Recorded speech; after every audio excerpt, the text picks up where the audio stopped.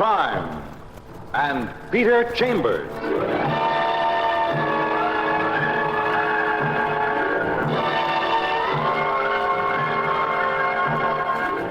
Created by Henry Kane, transcribed and starring Dane Clark. Private investigator, duly licensed and duly sworn, Peter Chambers.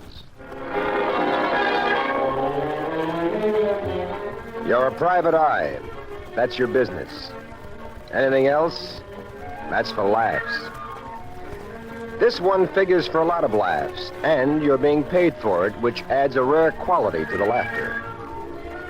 You're at the apartment of a jeweler, George Reiner, and you're being invited to a masquerade party at the Riverdale mansion of a famous, or is it infamous millionaire, Robbie Tamville. And who hasn't heard of Robbie Tamville? And I'd like you to get there before I do, Mr. Chambers. All the arrangements have been made.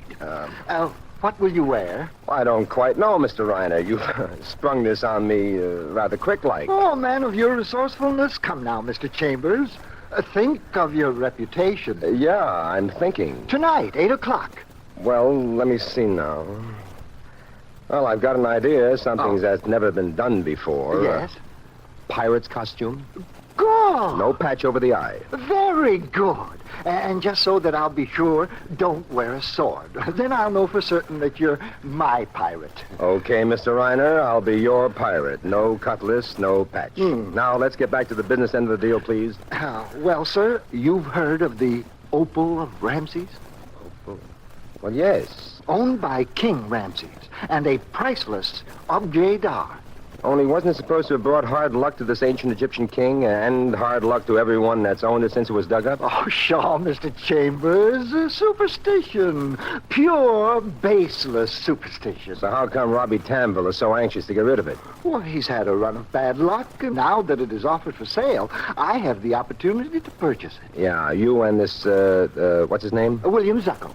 And good old eccentric Tamville makes it a bidding contest between you and this, William Zucco. I'm to come dressed as a clown. There's the costume. Do you like it? Yeah, it's peachy. William Zucco is coming dressed as a Persian prince. Anyway, one way or another, tonight, Robbie Tamville gets rid of the ring. Yes, he'll have the opal there tonight at the party. First, he'll interview Zucco, and then he'll interview me. Whoever bids highest, that one gets the ring. There'll be contracts to sign, and then the cash is to be deposited with his bankers tomorrow. How much is that thing worth? Oh, about $250,000. I know a collector right now who'd pay $200,000. And my job? To accompany me back to town as bodyguard, and to remain with me as custodian of the opal until I can reach my office tomorrow, and where proper transfers of insurance can be executed. Okay, I'll see you tonight. I'll be there, Petey the pirate. Afternoon, Mr. Reiner. And remember, you know the costume. I'm the clown.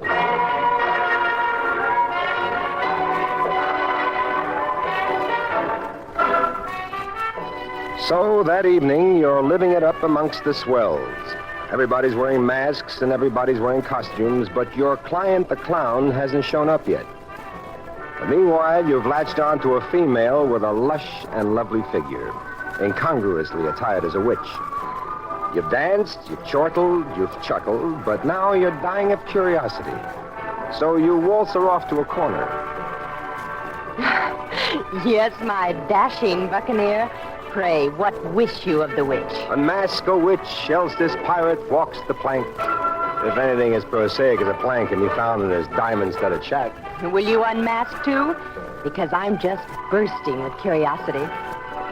You take your mask off, and she follows suit, and, brother, you've hit the jackpot. Blue eyes, tiny nose, dimples, and a wicked little smile that just verges on being seductive. Like? Oh, I love. Good. Because I like what I see, too. So, let's get acquainted. My name is Patricia Holmes. Peter Chambers.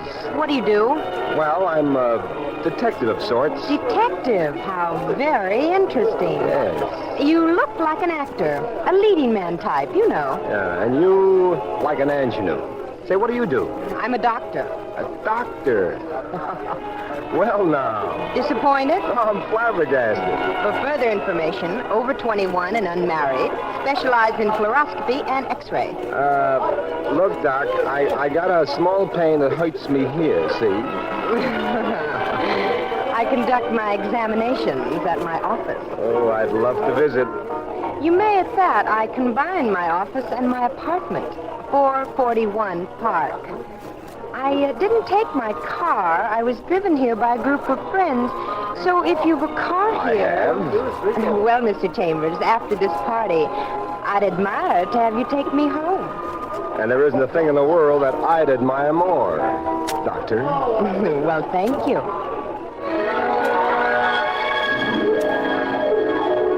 But all the while you're talking, some joker's jostling you from the rear. True enough, the joint is crowded, but that crowded it ain't. And finally, you whirl on the guy who's wearing the toga of a Roman senator. Oh, I'm sorry, Mac. It's a little crowded. Now, wait a minute, Buster. It's not that crowded, so take it... Real sensitive, our dear old private optic, eh? Is it because he's engaged in conversation with so beautiful a dame? Louis Parker! Detective Lieutenant Louis Parker, New York City Police Department. Fine cop, good companion, and great friend. He introduced him to the lady. Good to know you, Miss Holmes. Likewise, Lieutenant. Hey, what are you doing here, Louis? Well, I got a hunch it approximates your reason for being here. Oh? I'd like to talk to you, Pete, if...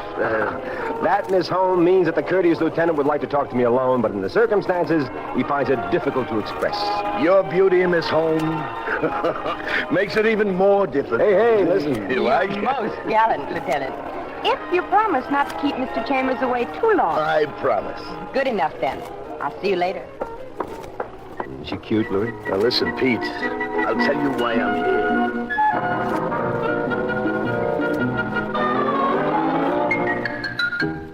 Develops Tamville isn't too eccentric after all. What with carrying that opal ring around on his person, he invites Parker to his party so as he can have some law and order around the house, just in case. You give Louis the dope on why you're present. Which means that outside of you and me and Tamville, the only ones who know that this ring is here tonight are George Reiner and this William Zucco. That's straight from the horse's mouth, which is Tamville. Now, Pete... Hey, look. You look, and you see the Persian prince strolling out to the garden. He looks hot, and he's taking off his mask. Let's go join him, Petey, just for the heck of it, huh? Yeah, it's cooler out there. Mustn't forget the bottle. Oh, we mustn't. This is Parker's night for relaxation.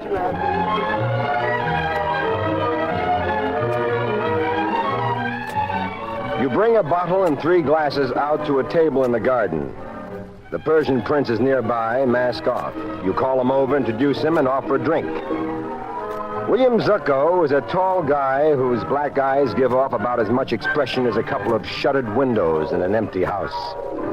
You're about to hand him his glass when it slips to the ground. Well, you can't hand a Persian prince a dirty glass, so you pick it up, wipe it clean with a handkerchief, and you try again.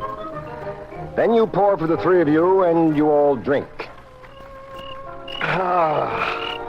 Good. That hits the spot, as they say. Thank you, Mr. Chambers. Would you like another, as they say? No, thank you. You know, you look real right handsome as a Persian prince, Mr. Zucco. Oh, no, not really. That was Robbie Tamville's idea. And you don't cross Tamville, not when you intend to do a little business with him. Oh? You, intending to do business with Mr. Tamville? Well, yes, I think so.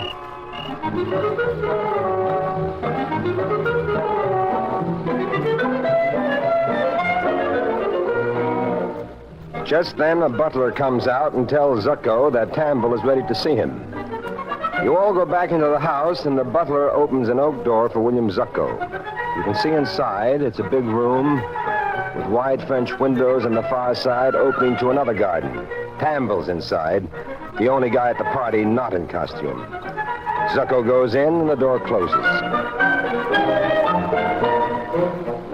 You lose Parker, and you find Patricia home again, and you keep her with you. And finally, Zucco comes out and goes up a flight of stairs, and then, not 5 minutes later, your client, the clown, appears. You wave to him, but he doesn't wave back.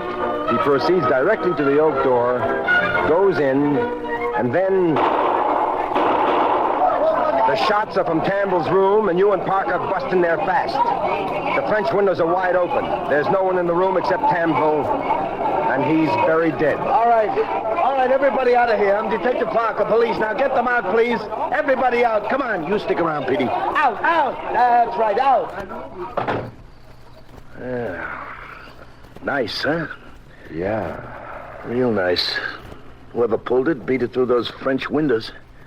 But the gun's here. You pick it up with the pencils with the trigger guard. Like so. Hey, Pete. Huh? Take a look. That barrel, look at the scratches. Fresh ones. Yeah. Hey, it looks like there was a silencer on that barrel, Louis, not too long ago. But, say, we heard the shots. Yeah. Any ideas? Not a one, you? Not on this silencer bit. But I got a lot of ideas on friend murderer. Really? You saw who came in here last? Well, yeah. Your client, that's so. The clown guy, mask and all, but the only clown at the party. Now, look, Louis, don't let's jump to conclusions. Conclusions? Pete, this conclusion don't have to be jumped at. This comes up, it hits you on the jaw like a hook from Marciano. Let's have a look at the late Mr. Tamville. No. It ain't on him, Pete. Motive for murder? An opal ring worth maybe $250,000. Missing.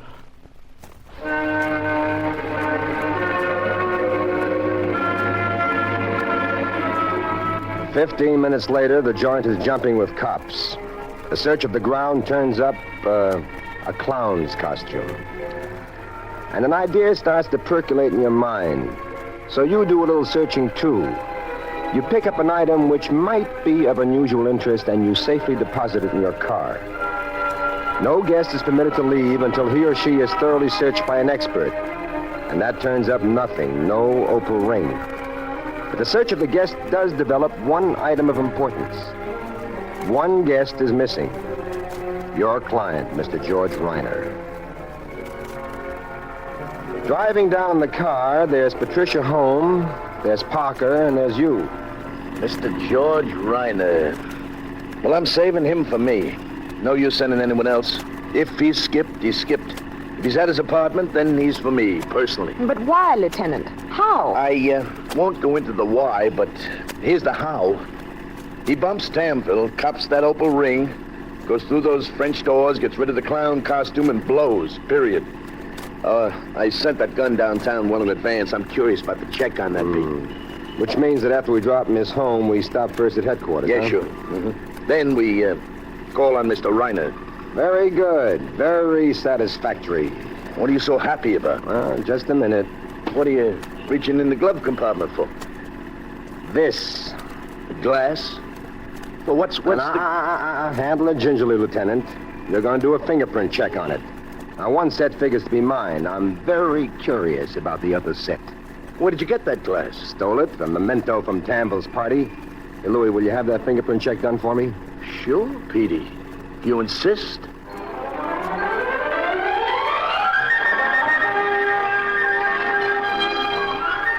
You deliver Patricia home, and you promise to come back there to bring her up to date on developments, no matter what the hour. And then you deliver Parker to headquarters, and you wait in the car while he goes in with the glass. When he comes out, he's got a peculiar glint in his eye.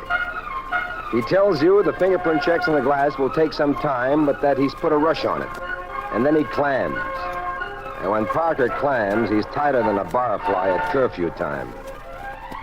And finally, you're at George Reiner's apartment. Oh, Mr. Chambers, I'm so glad to see you. But Parker pushes through and shoves a gun under his nose. Mr. Reiner, is this your gun? Wait, let me see. Yes, it's my gun. Well, it's nice of you to admit it, but whether you admit it or not, the serial numbers prove it's your gun. Fingerprints on it are smudges, but ballistics show this gun killed him. Now, any way you look at it, kiddo, you're up the creek. Killed whom? Oh, will you look at him making with the innocent baby act. Killed Robbie Tamville. Robbie Tamville? Mr. Chambers, is this true? Yep. Well, who is this man? Lieutenant Louis Parker, homicide, who thought he was going to have an evening of relaxation. You deny that you killed him? You stole that ring, that opal from King Tut or one of those other wrapped-up mummies? Of course I deny it. Brother, you were seen to go into his room. The shots were heard. The gun was yours. The bullets from the gun killed him. The French windows were open. The clown costume was found on the grounds. You were the only guest missing. And you knew he had the opal on him. Now, where's the ring? I don't have it. Now, look, Wait a minute, Louis. Just a minute now. Mr. Reiner, you heard the lieutenant. Yes? Do you have any explanation? Well, I can only tell you what happened. Or what did happen, Mr. Reiner? Well, sometime after you left, my doorbell rang. I answered it, opened the door, but there seemed to be no one there. I stuck my head out and was struck on the back of the head. That's all I remember.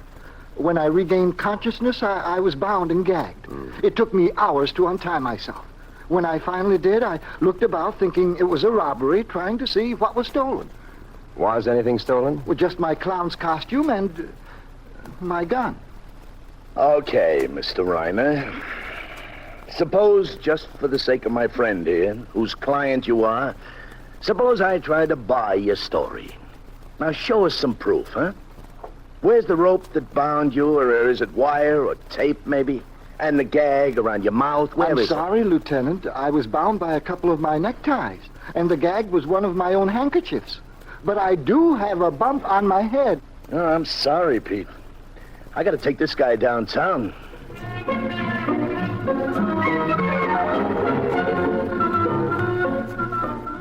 You tell Parker where he can reach you, and then off they go to headquarters. And off you go to Patricia Holmes' apartment. Dr. Holmes is comfortable in satin lounging pajamas, and no doctor ever looked better in lounging pajamas. You bring her up to date on your facts, and then she takes you about, showing you her equipment, the fluoroscopes and the x-ray machines. And then you're settling down in a comfortable divan with a good doctor for some conversation about doctoring, when...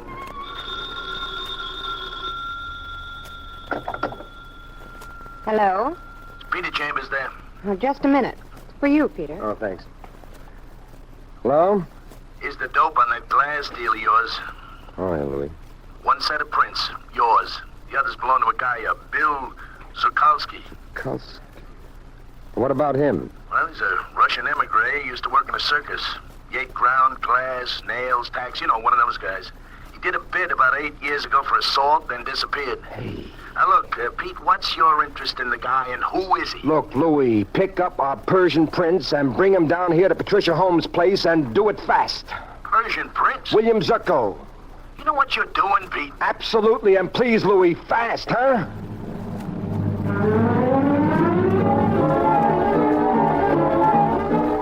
Half an hour later, Parker shows at William Zucco. You don't waste any time. You accuse Zucco of the murder of Robbie Tamville and the theft of the opal ring. You are talking through your hat, mister. If I had that opal on me, they'd have found it. I didn't have it, and I don't have. Oh, yes, you have. Have I? Then prove it instead of talking like a big guy and doing nothing. Talk is cheap. Proof. Prove it. Demonstrate. First step in the demonstration is to clip him under the chin. And then you drag Zucco to Dr. Holmes' fluoroscope, and you stand him up behind it. And she starts the do-jigger going. Hey, I see it. Clear as day. Where? Through the fluoroscope thing. It's in his stomach. Clear as day. The ring with the stone in it. Come on out, Pete. Take a look at this. Well, who's going to hold him up? Me. I'll hold him up. Go ahead. Yeah. Sure enough, there it is. William Zucco, born Bill Zukalski, who can swallow nails and tacks and glass.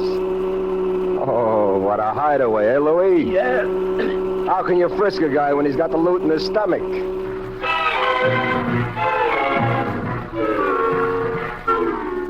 And 10 minutes later, when you've convinced Zucco, or Zukalski, or whatever his name is, that you've got him dead to rights, he straightens out the deal for you. Okay, so you knock out George Reiner and you clip his clown costume and his gun, huh? Yes, and I bring the stuff up to Tamville's and hide it in an upstairs room. And then when you're drinking with us, the butler calls you. Oh, it's a good thing I dropped your glass because I wiped it clean with a handkerchief, which, after I handed it to you, left only my prints on it and yours. Inside, I killed him. I used a silencer on Ryder's gun. 1 bullet. Then I came out, went upstairs, put the clown costume over mine, went back into Tamville's room, supposedly as Reiner, took the silencer off and put 3 more bullets into him. Then I ran out the French doors, threw the silencer into that brook nearby, but left the clown costume on the grounds. Making sure to leave Reiner's gun in the room. Then I came back, and once more I was one of the guests, the Persian prince. The way it looked, Reiner killed him, dropped off his costume, and ran away. I thought no suspicion would attach to me. Well, you might have been in the clear if not for my friend, the shamus here. Pete, where did you get the idea for the prints on that glass? From you? Yeah, I know. From me? Well, you're the guy that told me that aside from us and Tamville himself, only 2 people knew about that opal being on him. Reiner and Zucco. Yeah. Now, Reiner retained me and paid me a fee to act as a bodyguard when he would buy it. If he's planning robbery and murder, well, would a reasonable man do that? No, he wouldn't. Well, whom would that leave if anything happened to the opal? Oh, our ex-circus bird here. Huh? Come on, pal. Oh. I'm going to have to handle you gently. After all, in a way, you're sort of a receptacle for evidence. And like that, you're pretty valuable.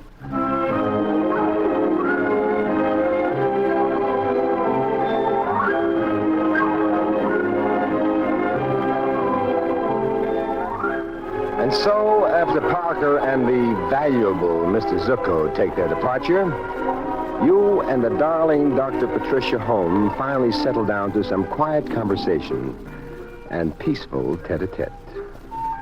Oh, you Peter Chambers, you. Oh, Doctor.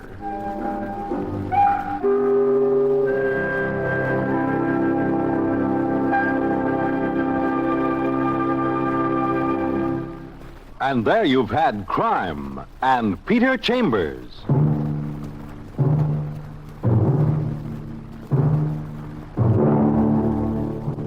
Dane Clark was starred as Peter Chambers.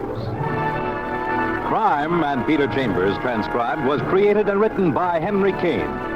Others in the cast were Bill Zuckert, heard as Lieutenant Parker, Joe Boland as Reiner, and Nancy Wilder as Patricia. It was directed by Fred Way. This is Fred Collins inviting you to tune in next week, same time, same station, for Dane Clark in Crime and Peter Chambers.